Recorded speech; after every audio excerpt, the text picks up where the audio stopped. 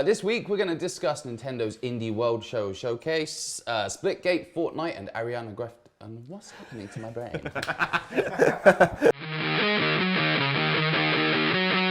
Hello and welcome back to Ultimo GG's weekly intel. I am, as ever, Jay. And I am in a perpetual state of being Gus. This week we're going to discuss Nintendo's Indie World Showcase, Splitgate, Fortnite, and Ariana Grande's Rift Tour.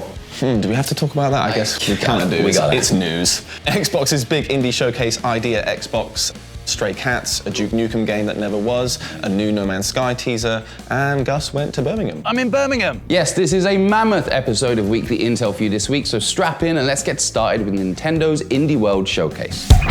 First up was Loop Hero, developed by Russian studio 4 Quarters and published by Devolver Digital. The game takes place in a randomly generated world where the player changes the world by placing cards instead of directly controlling a character. Wield an expanding deck of mystical cards to place enemies, buildings, and terrain along each unique expedition loop for our brave hero. Recover and equip powerful loot for each class of hero for their battles, and expand the survivors camp to reinforce each adventure through the loop.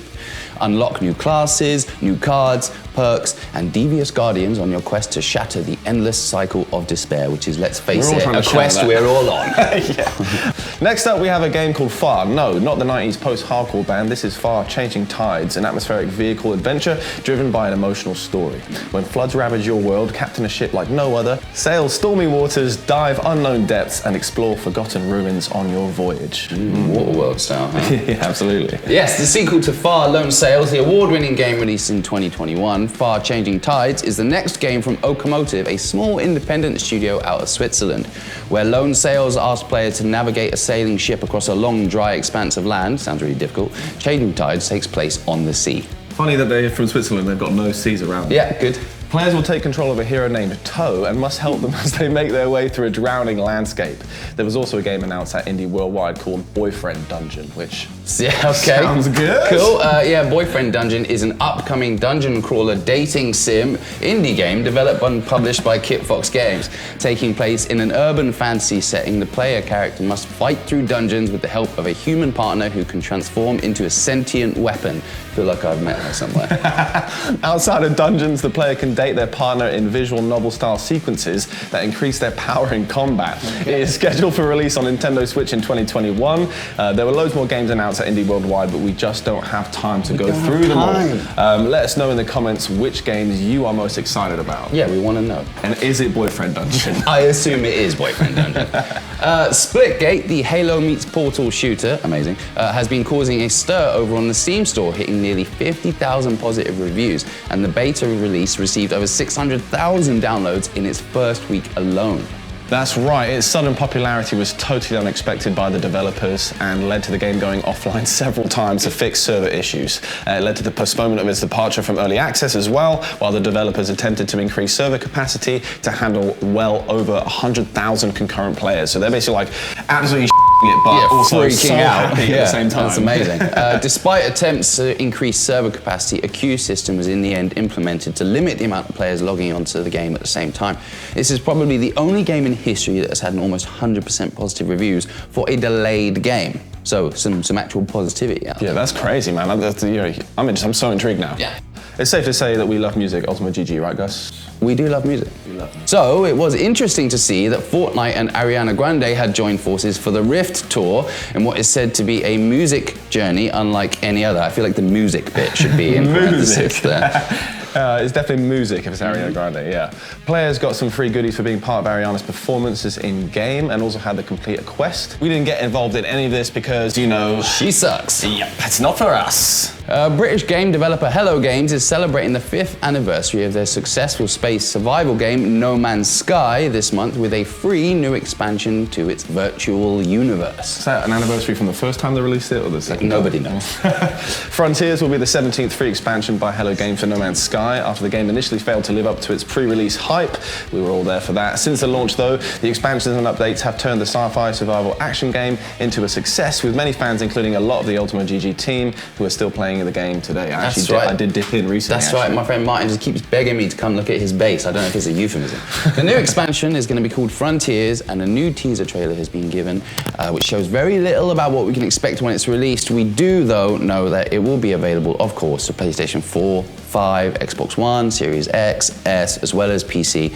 That one is coming soon. That's a real good game to play with other people, by the way. Give that a shot. At last, we got a meaty new trailer and gameplay walkthrough for Stray, a third-person cat adventure game set amidst the detailed neon-lit alleys of a decaying cyber city. Absolutely cool. Why is everything now set in some sort of like cyberpunk, I don't know, probably some kind of dystopian commentary on where we're all at. Whenever I hear the term cyberpunk, I think about the splatterpunks from RoboCop 3, which makes me also think of Android Samurai, also in RoboCop 3. Gotta love an obscure RoboCop 3 reference. I hope some people out there actually know what we're talking about. They won't.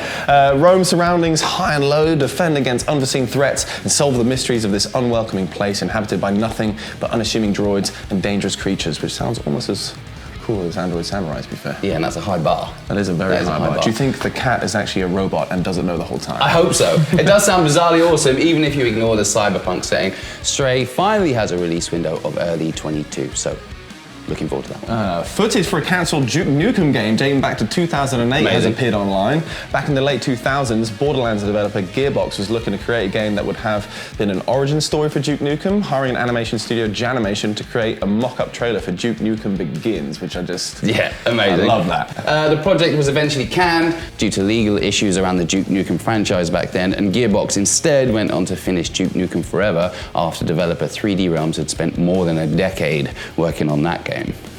As for the prequel, the trailer uploaded by animator Gregor Punchat shows a game with third-person shooter gameplay, 4-player co-op, and a very 2000s haircut for Duke. Cool. Yep, Duke's arsenal consists of his usual shotgun and trademark pistol, as well as a severed arm and his freeze ray weapon, while he fights back against a horde of pig cops to the sound of guerrilla radio by Rage Against the Machine. I mean, sounds great.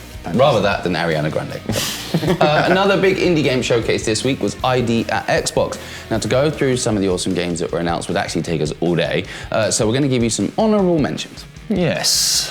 First up is Aragami II from Lintzworks, a third-person stealth game where you play as an assassin with the power to control the shadows. Handy. Very convenient skill to have if you're trying to be sneaky. Judging by what we saw at ID, this game is more Assassin's Creed than Assassin's Creed. Yeah, which kind of means I'm out, but that's cool. And I'm out. Yeah. Pathfinder Wrath of the Righteous is an isometric role-playing game currently in development by Russian studio Alcat. In this RPG, you embark on a journey to a realm overrun by demons. Unfortunate. Explore the nature of good and evil, learn the true cost of power, and rise as a mythic hero capable of deeds beyond mortal expectations. Another cyberpunk setting now for Aeon Drive, set in cyberpunk Barcelona this time. Okay. Aeon Drive is a speedrun action platformer. The main character, Jacqueline, has a sword, teleportation dagger, and unique skill to control time, and has to retrieve faulty pieces of dimension-bending machinery in order to preserve the space-time of the universe. Big stakes. Huge stakes there. Big stakes there. Now for me, the Artful Escape is the most exciting looking game of the last 5 years. Developed by Beethoven and Dinosaur, a teenage guitar prodigy sets out on a psychedelic journey to inspire his stage persona and confront the legacy of a dead folk legend. Amazing. It's like Jack Black's life story. Yeah. Yeah, and this one has got an all-star cast as well, starring voice performances by Michael Johnson, Caroline Kinley, Lena Headey, Jason Schwartzman, amazing, Mark Strong, who is a great voice, and Carl Weathers, also incredible. Amazing. This game is going to need its entire own episode devoted to it once it's released later this year, for sure. But speaking of releases, here's what's coming out this week. First up, we have Haven Park, which has been released this week on the Switch, another camping-inspired Switch game. Get over it. There's a market for it, though. It's because they've all been inside for the past 2 years.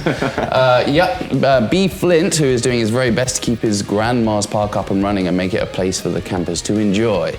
Learn the campers' wishes and build whatever their hearts desire to attract even more quirky characters, and look forward to whimsical conversations and quests. So Nintendo Switch. It's so Nintendo Switch, yeah. This is a storyline to Animal Crossing, basically. I mean, yeah, absolutely. Completely. Yeah, so. But people love that game, so... Apparently so. Yeah, so, you know, if it ain't broke, don't fix it. Or just copy it entirely. A new motorbike sim is being released on the 19th of August. Rims Racing is a completely new approach to the motorcycle simulation game experience, apparently. In Rims Racing, you can use the top-of-the-line bikes from the biggest manufacturers in the world on your quest to harness their power. The developer Raceward Studios say their game provides an extremely accurate riding experience and precise control of the bike. The only way it can be super accurate is if you had a massive fan in front of your TV that was just blowing air right in your face. We did actually speak about this a few weeks ago, and now it's finally being released on the 20th of August. Sucker Punch Productions' Ghost of Tsushima Director's Cut. Yes, at last. The game weighs in at about 57 gigs, so what they're doing is offering a preload option. So if you want to buy it now, you can make sure it's downloaded in time for its release, and you can actually get to play it on release day. Start downloading it now, basically. Also released on August 20th is a 3D adventure puzzle and platformer Enrique, which takes place in an intricate open world, designed with a non-linear narrative and presented with a peculiar audio-visual aesthetic. Cool. Yeah. Interact with amazing creatures, explore fascinating environments, and use strategy to mark the safest route to your next objective on the fly. Your only weapons to avoid the dreaded devourers of souls will be stealth and the ability to become invisible. Although if you spend too much time being incorporeal, you could lose your memories. It's a risk. It's a great use of the word incorporeal. It is indeed. Well. And the big game released this week is Madden 22 from EA Sports. It's everything you love about the NFL injected into every mode via all new dynamic game day. What do you love about the NFL, Jay? I like the celebrations when they score. It's good. Yeah. Madden 22 is out on all the consoles on 20th of August, and that's everything for this week's Weekly Intel. It's been a long one. It's been a long one. Yeah, we squeezed a lot into this week's episode. Let us know in the comments what you're most looking forward to, and of course, make sure you press the like button and are subscribed to be notified of new content from us at Ultimo GG. Take care, and thanks for watching, guys. See ya.